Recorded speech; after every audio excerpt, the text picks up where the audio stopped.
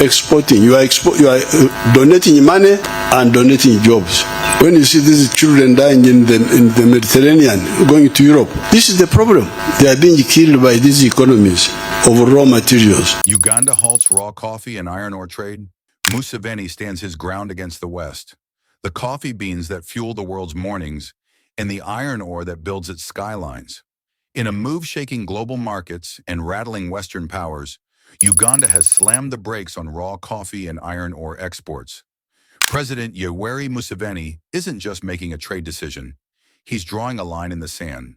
From Brussels to Washington, questions are flying. Can Uganda stand alone against the pressure of the world's economic giants? And what's the bigger game plan behind this bold move? Today, we break down the strategy, the stakes, and why this could change Africa's trade future forever. Buckle up. This is more than news. This is history in the making. A bold move for economic sovereignty. In January 2025, Uganda's President Yoweri Museveni announced a sweeping ban on the export of unprocessed raw materials, including coffee and iron ore, marking a pivotal shift in the nation's economic policy. This directive, rooted in a vision for industrialization and value addition, has sent ripples through global markets and sparked intense debate both domestically and internationally. Museveni's stance, encapsulated in his bold declaration, "As long as I am alive, Uganda will no longer export raw materials to the West," challenges a long-standing global economic order that has seen African nations, including Uganda, export raw commodities at low prices, only to import processed goods at a premium. In this video, we will explore the motivations, implications, and challenges of Uganda's audacious policy shift, as well as its broader significance for Africa's economic future. The rationale: ending economic exploitation. Museveni's decision is driven by a desire to address what he terms economic hemorrhage, the loss of potential revenue due to the export of unprocessed goods. Uganda, a leading coffee producer in Africa, exports much of its coffee as raw beans, fetching approximately $2.5 per kilogram, while processed coffee can command up to $40 per kilogram on the global market. Similarly, unprocessed iron ore sells for as little as $47 per ton, while processed steel can yield exponentially higher returns. This disparity, Museveni argues, perpetuates a cycle of poverty and dependency, with Western nations reaping the lion's share of profits through processing and branding. By banning raw exports, Uganda aims to retain more value domestically, create jobs, and build a robust industrial base.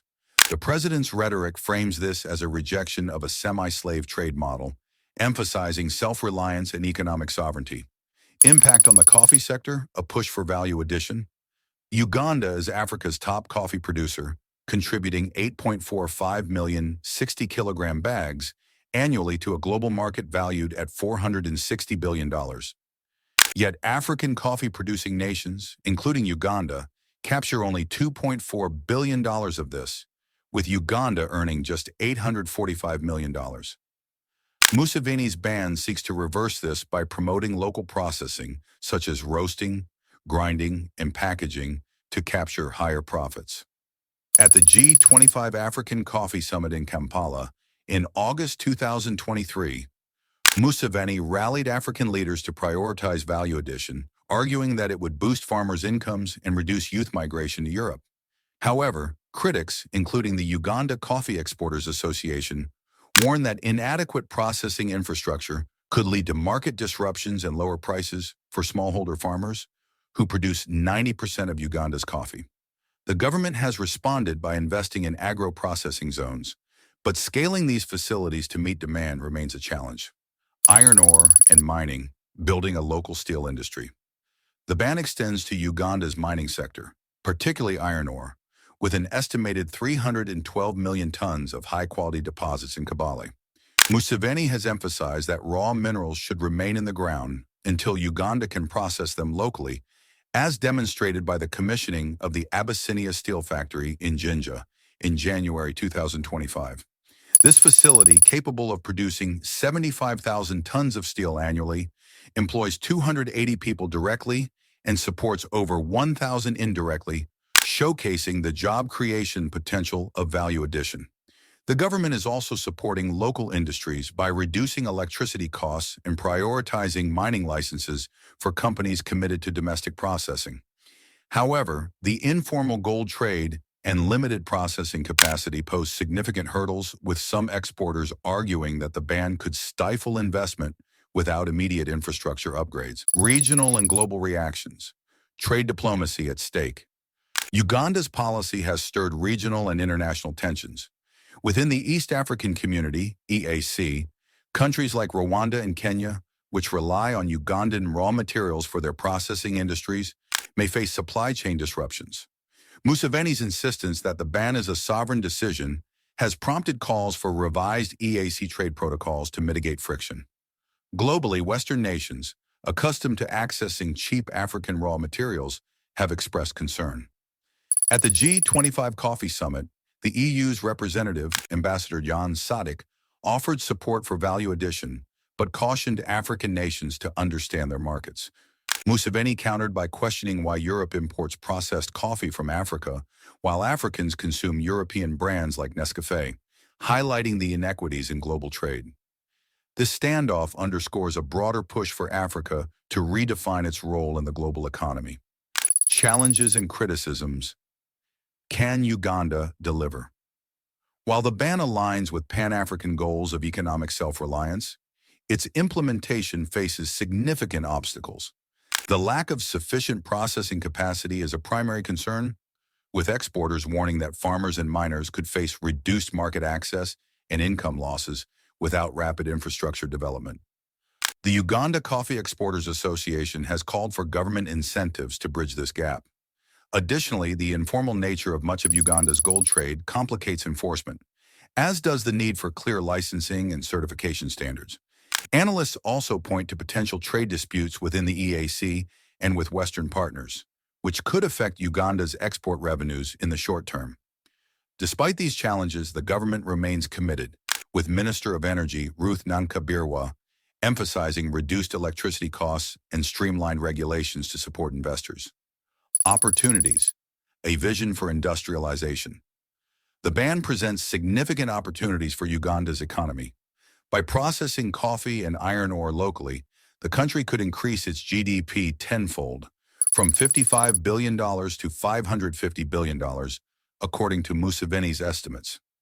The Abyssinia Steel Factory's success illustrates this potential, with plans to produce 225,000 tons of billets annually, supporting Uganda's standard gauge railway and other infrastructure projects. In the coffee sector, value addition could enhance farmer incomes and create jobs in roasting and packaging plants. Furthermore, Uganda's alignment with the African Continental Free Trade Area, AfCFTA, could expand regional markets for processed goods, reducing reliance on Western buyers. The government's biometric registration of artisanal miners and investment in mineral beneficiation centers signal a proactive approach to building capacity. Museveni's broader vision, a call to Africa. Museveni's policy is not just about Uganda, but reflects a broader Pan-African push for economic emancipation.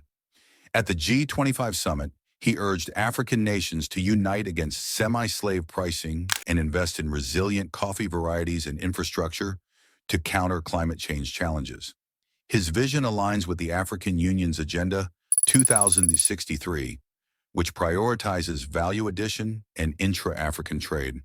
By hosting the first Africa Mineral Strategic Group meeting, Uganda is positioning itself as a leader in this movement. Museveni's personal admission of consuming imported Nescafé underscores the irony of Africa's reliance on foreign processed goods, galvanizing calls for domestic consumption of African brands. This shift could redefine Africa's economic narrative, moving it from a raw material supplier to a producer of high-value goods. Uganda's stand is more than just about coffee beans and iron ore. It's about sovereignty, control, and refusing to play by rules written thousands of miles away. Whether Museveni's gamble will inspire other African nations or spark a trade storm remains to be seen. But one thing's certain, the world is watching. What do you think, strategic genius or risky gamble? Drop your thoughts in the comments, hit that like button if you believe Africa should control its own resources, and don't forget to subscribe for more hard-hitting stories that the mainstream won't tell you.